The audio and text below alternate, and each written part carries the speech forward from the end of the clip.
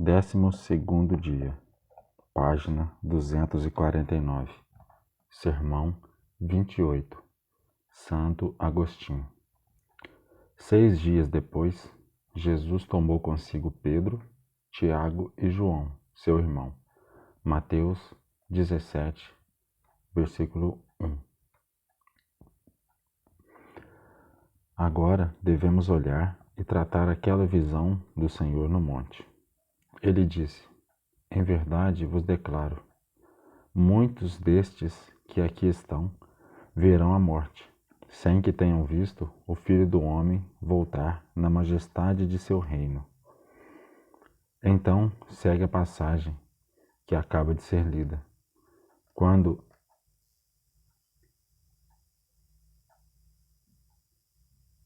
ele disse isso, depois de 6 dias, tomou consigo Pedro, Tiago e João e subiu a uma montanha.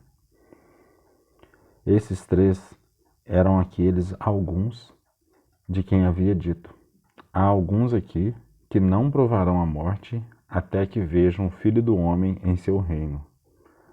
Não há a menor dificuldade aqui, pois aquele monte não era toda a extensão do seu reino.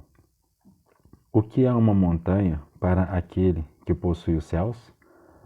Não apenas lemos, mas de alguma forma vemos com os olhos do coração.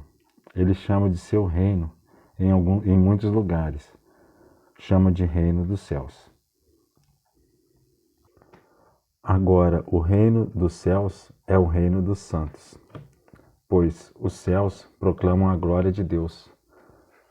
E sobre esses céus é imediatamente dito no Salmo: o dia ao outro transmite essa mensagem, e uma noite à outra a repete. Não é uma língua, nem são palavras, cujo sentido não se perceba, porque por toda a terra se espalha o seu ruído, e até os confins do mundo. Salmos 18, versículos do 3 ao 5. Palavras de onde, se não dos céus? É também palavra dos apóstolos e de todos os pregadores fiéis da palavra de Deus. Estes céus, portanto, reinarão junto com aquele que fez os céus. Agora considere o que foi feito, para que pudesse ser manifestado. O próprio Senhor Jesus brilhou como o sol, sua vestimenta tornou-se branca como a neve, e Moisés e Elias conversaram com ele. O próprio Jesus realmente brilhou como o sol, significando que é a luz que ilumina todo homem que vem ao mundo. O que este sol é para os olhos da carne, é Cristo para os olhos do coração. E o que é para a carne dos homens, será para os seus corações. Sua vestimenta é a igreja, pois, se o vestido não for sustentado por aquele que o veste, cairá. Dessa roupa, Paulo era como se fosse uma espécie de última fronteira, pois ele mesmo diz: eu sou o menor dos apóstolos, e em outro lugar, eu sou o último dos apóstolos. Agora, em uma vestimenta, a borda é a última e a menor parte. Portanto, como aquela mulher que sofria um fluxo de sangue foi curada quando tocou os limites do Senhor, assim, a igreja que veio dos gentios foi curada pela pregação de Paulo. Que maravilha! A igreja sendo representada por vestes brancas. Lemos no profeta Isaías: embora seus pecados sejam tão escarlates, eu os farei brancos como a neve. Moisés e Elias, isto é, a lei e os profetas, de nada valem senão ao lado de Cristo, conversando com ele, a não ser que se deem testemunho do Senhor. Quem leria a lei ou os profetas? Observe quão resumidamente o apóstolo expressa: porque pela lei vem o conhecimento do pecado, mas agora se manifesta a justiça de Deus sem a lei. Eis o sol, sendo testemunhado pela lei e pelos profetas. Eis o brilho do sol. Pedro vê isso e, como um homem saboreando as coisas dos homens, declara: Senhor, é bom estarmos aqui. Ele estava cansado da multidão. Havia encontrado agora a solidão da montanha. Ali tinha Cristo, o pão da alma.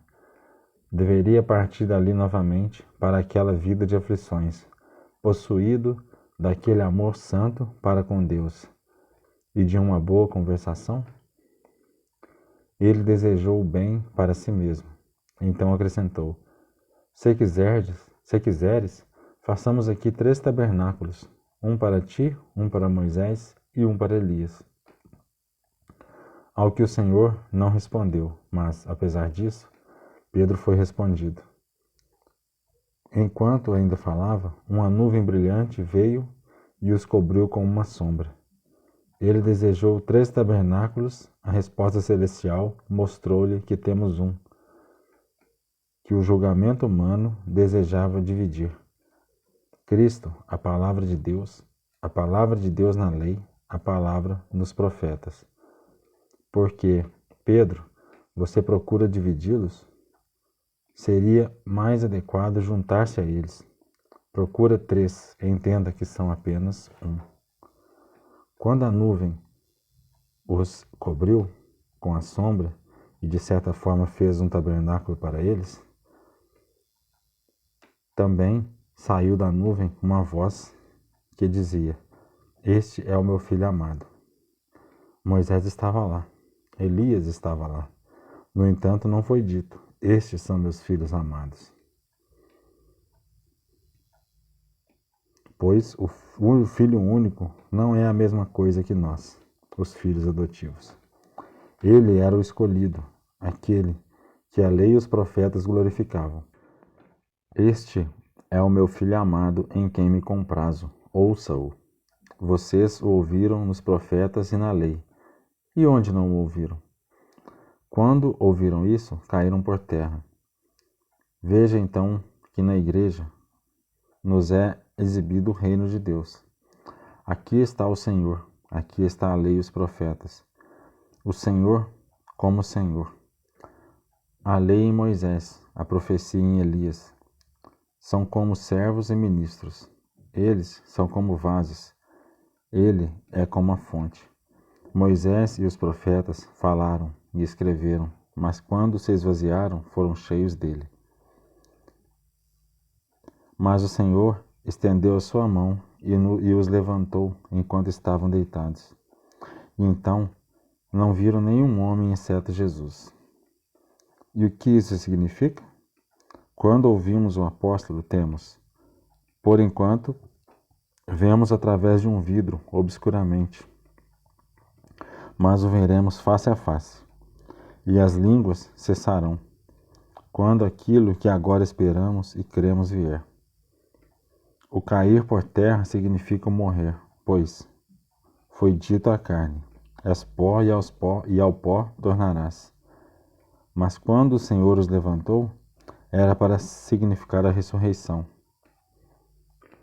Após a ressurreição, qual é a lei para vocês? Que profecia? Portanto, nem Moisés, nem Elias são vistos, somente Cristo.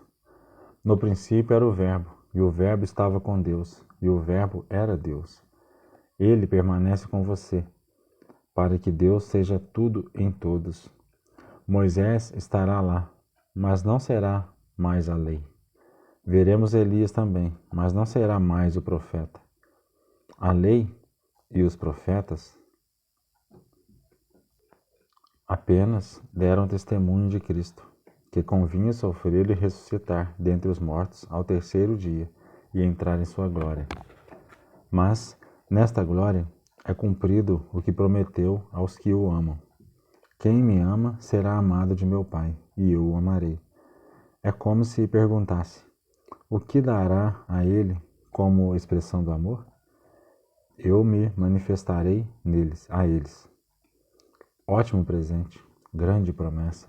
Deus não reserva para nós como recompensa nada que venha dele, mas reserva a si mesmo. Ah, como são avarentos! Porque o que Cristo promete não é suficiente? Parecem ricos, no entanto, Se não tem Deus, o que terão? Outro parece pobre, mas se tiver Deus, o que não terá? Desce, Pedro. Desce, Pedro. Tu desejavas descansar no monte? Desça. Pregue a palavra. Há tempo. Fora de tempo. Repreende. Exorta com toda longanimidade e doutrina. Suporta, trabalha duro. Suporta sua medida de tortura para que possua as vestes brancas do Senhor, por meio do brilho e da beleza de um justo que trabalha na caridade. Pois, quando o apóstolo estava sendo lido, ouvíamos elogios à caridade. Ela não busca o seu interesse, já que dá o que possui. Trata-se de algo perigoso, se não for feito de maneira correta. O apóstolo, incumbindo os membros fiéis de Cristo após esta regra de caridade, declara: ninguém busque o que é seu, senão o de outrem. Ao ouvir isso, a cobiça está pronta com seus enganos.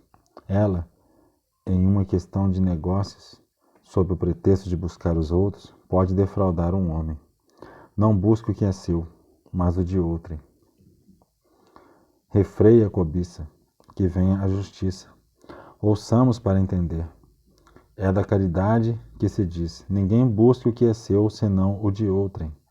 Agora, o cobiçoso, que ainda resistir e torcer o preceito, deixa a cobiça do bem alheio. Perca o que é seu. Mas, como eu conheço o bem, desejas ter tanto que o seu quanto o de outra pessoa.